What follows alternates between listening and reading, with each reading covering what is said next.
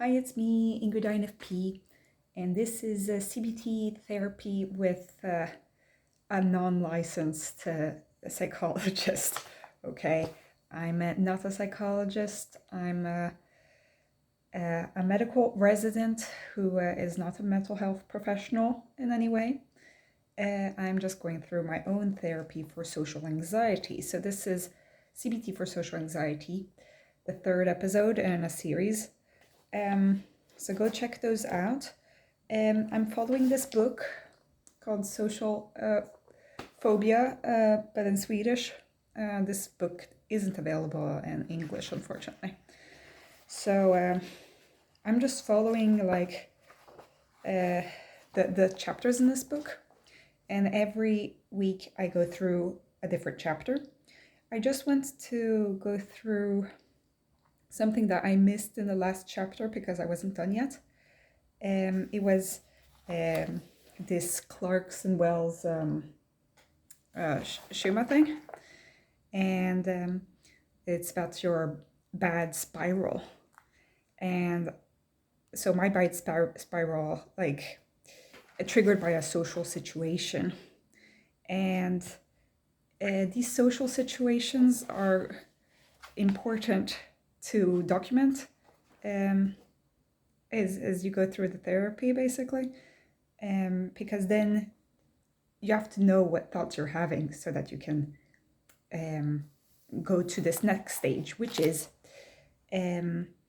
thinking traps and putting into question your thoughts. That's the name of this chapter. So they talk about, like, okay, well, we need to change how we think about certain things.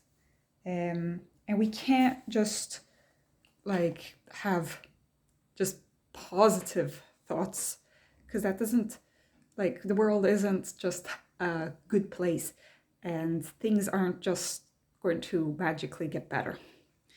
But our thoughts are important because they change, well, the way that we perceive things and our feelings and our self-worth and all sorts of things. So they talk about, like, okay, well, we're not trying to be positive, but we're trying to be realistic. And by just being overly negative in our thought process, then we're just, well, still like perpetuating our phobia, basically. So there are certain traps that we fall in our thought process, and they give names to these. So one of them is that you try to read into the future, and so it's like an error, like you're going to, things are going to go badly. So that's one thought. So for example, you think that the worst is going to happen. So you say, my presentation is going to be shit, or I'm not going to have anything to say to the meeting. I'll be so nervous that I won't even be able to say anything. Everybody at that party will laugh at me, or they'll find me boring.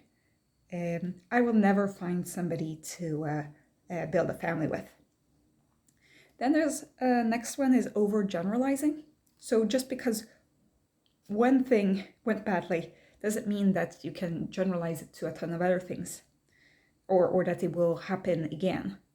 So because somebody laughed at you when you asked that question, then that means that you won't ask any more questions ever, because it will happen again next time that you ask a question.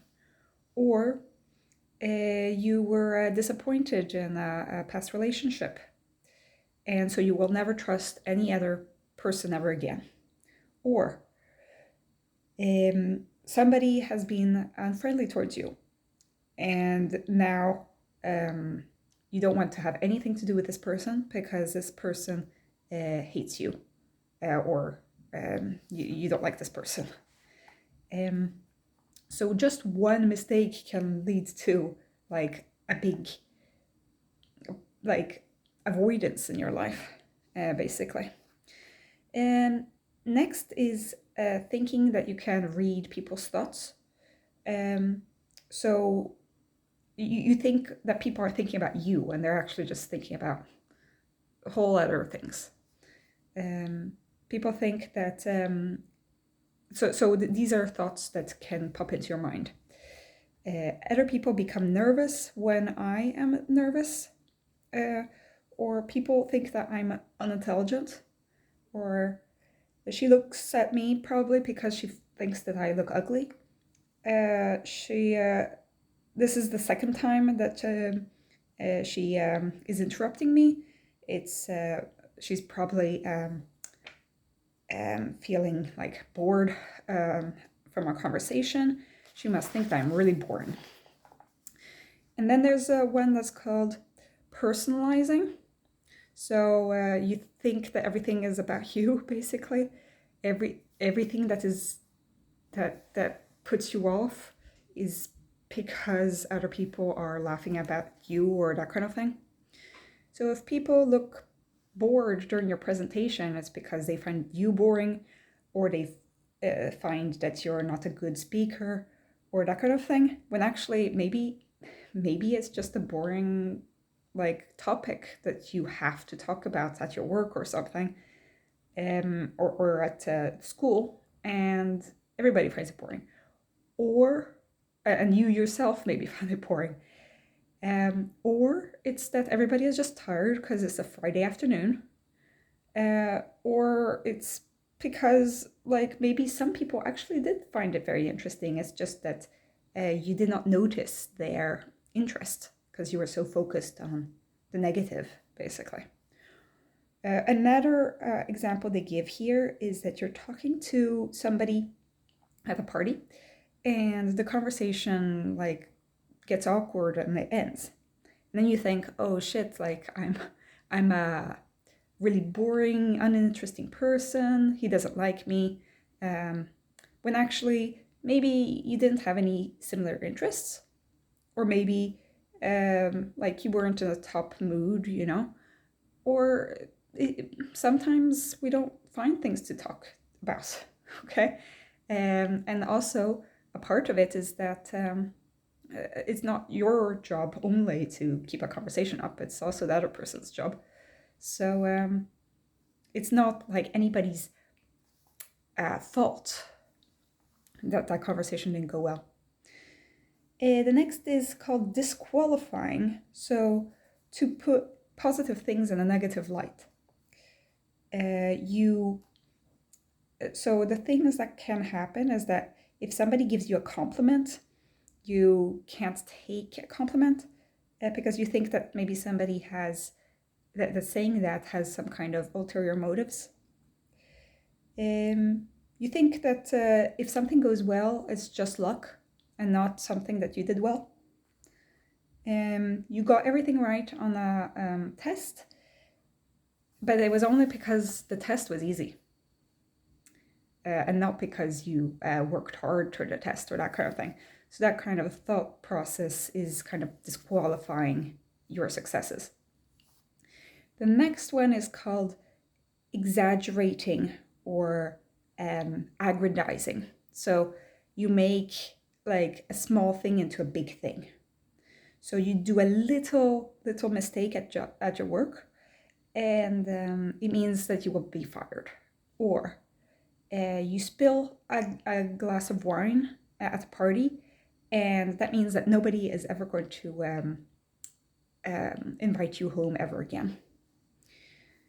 So you're making a small mistake into a huge thing. And so it's unrealistic proportions, disproportionate. Then there's catastrophe thinking. This is like an extreme variant of this over proportion. It's basically you think that everything is going to end in catastrophe. So your presentation will end in catastrophe. Everybody will laugh at you, and you will never be respected ever again. Or you will have a panic attack, and basically you will fall to the ground, and then they will have to call an ambulance. This is the extreme version. And then there's black and white thinking, which is like if this happens, like it's either or. There's no in the middle. There's no gray zone. It's if I am if I embarrass myself, like I make a single mistake during my presentation, then my presentation will go horribly wrong. Or if I don't get everything right on the exam, the teacher will think that I'm stupid. Or everybody must love me and everybody must appreciate me. Because otherwise, a lot of these thoughts are like, if I do this, then this will happen. Or if I don't do this, then this will happen. That's the kind of, in general. If my friend can't make it, that means that they don't care about me at all.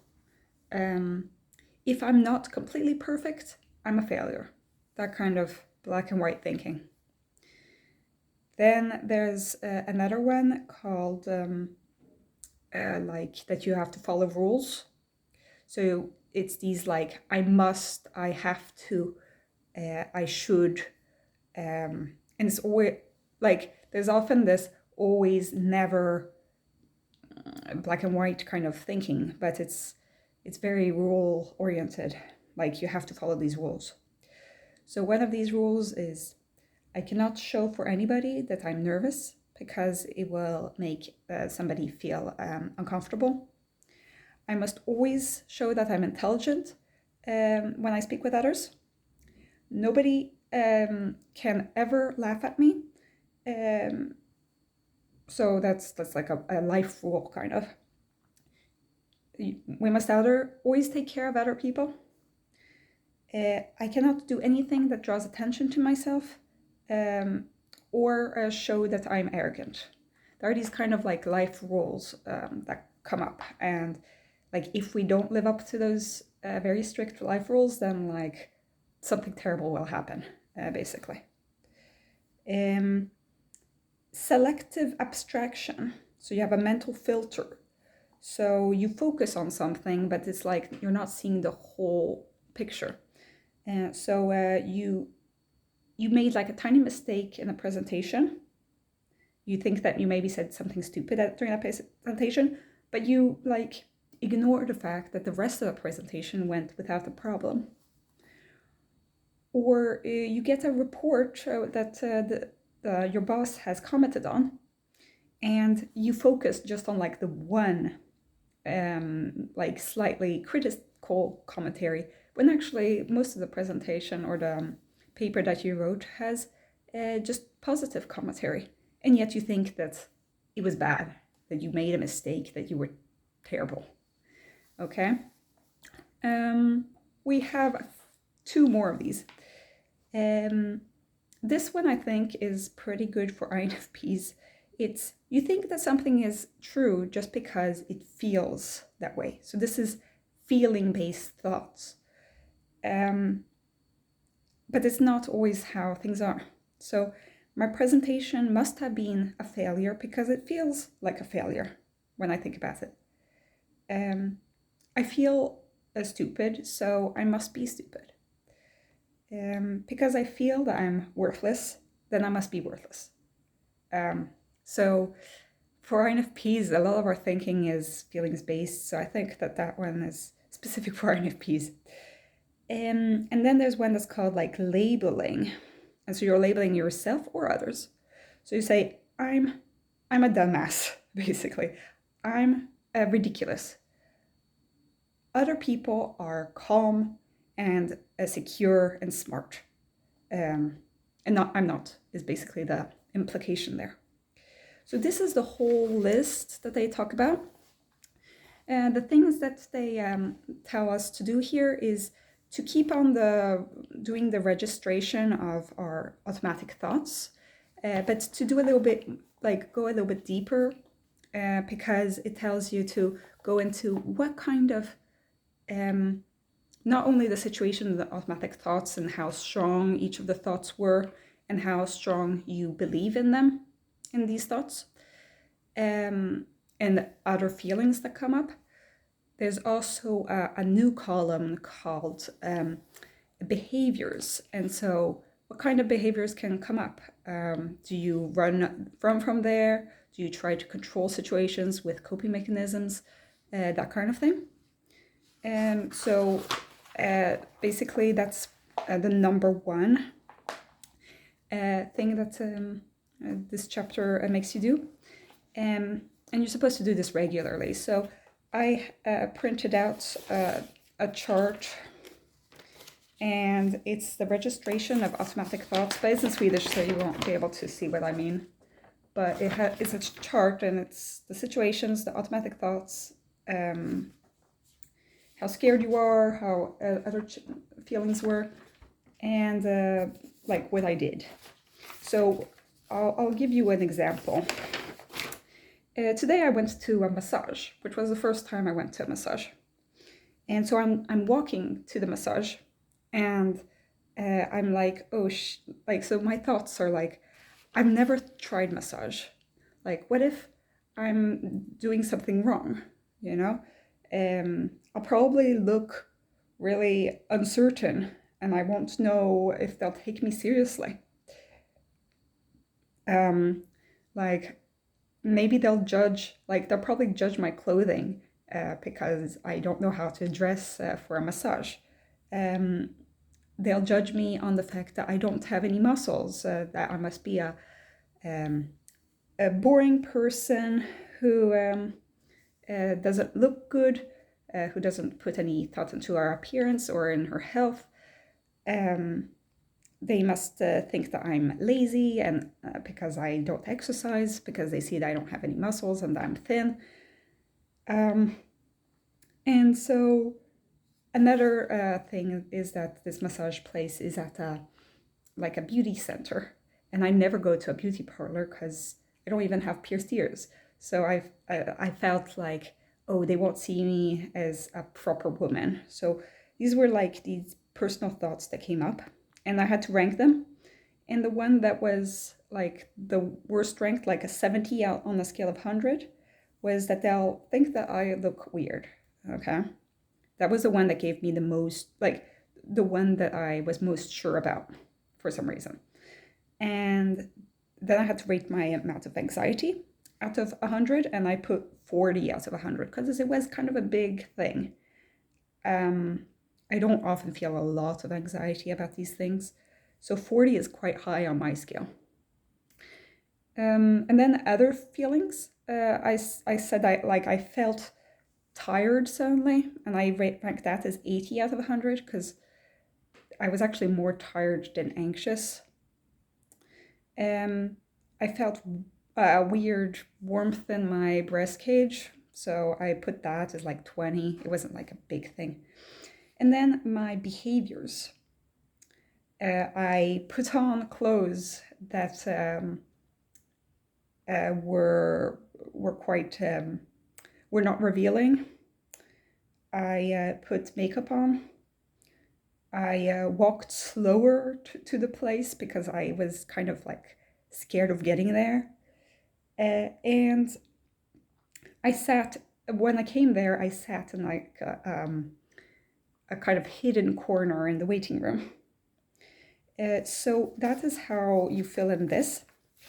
The next stage, which I haven't done yet, is questioning those thoughts. And so this book gives a little bit like tips of how to question these thoughts. This chapter is pretty big, so I don't know if I will have to do this in the next video. But it says like, first you have to put out of 0 to 100 how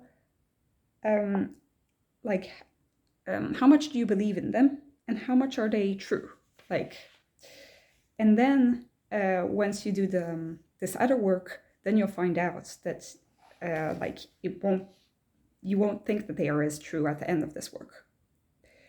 And then it tells you like some strategies to question these negative automatic thoughts. So first you have to see the proof for and against. Okay, so what makes you think that it's true? And what makes, like, if you think about it, why is it not true? And I'll be doing that in another video, I think, because this is getting long. But there is quite a bit here about how to do that. And then the next part in this chapter is about like how do you feel after asking yourself how these thoughts can be changed. And then it's about the goals for your treatment, basically. So the goals are like there's another worksheet, but then the goals is like how to do goals that are general and goals that are specific. So it's best to have specific goals because those are things that you can actually do. General goals are just, well, they're just that. They're general. You can't do much about it without doing the specific goals. So a general goal is to, for example, to be more chill in when you're at school.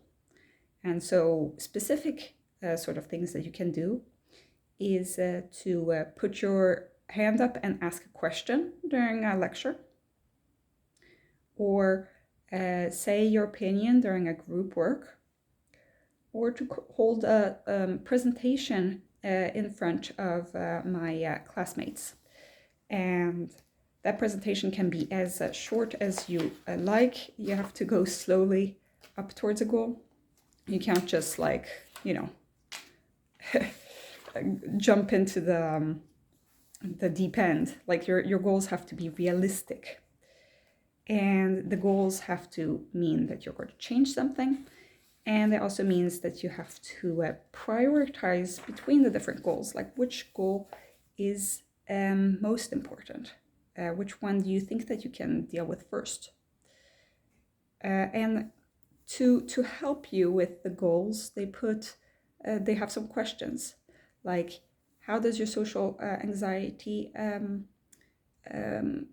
hinder you in your life, and like what sort of social spheres do you have most problems with? Maybe you should focus your goals on that.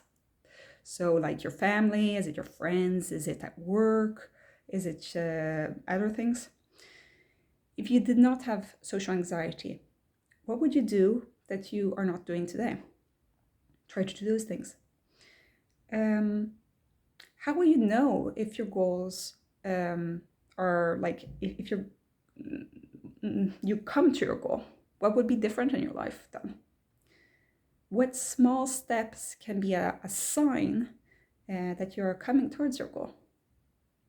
What is the first sign that you're doing some success, that you're doing some progress? How many weeks, months, years do you think that it will take to come to these goals? So it's good to have some short-term goals and long-term goals. So that's it for this video. I'm going to make another video about how to question these thoughts, because chapter 3 was pretty big chapter, and I'm not really done with this yet. And I need to like do now that I've registered all these thoughts on paper on this sheet, I need to do the process of questioning the thoughts, and that is a pretty big video in itself. So check out for that. It will be episode 4, I guess, or 3.2, or I don't know how I'll call it. Have a great day, everybody. Bye.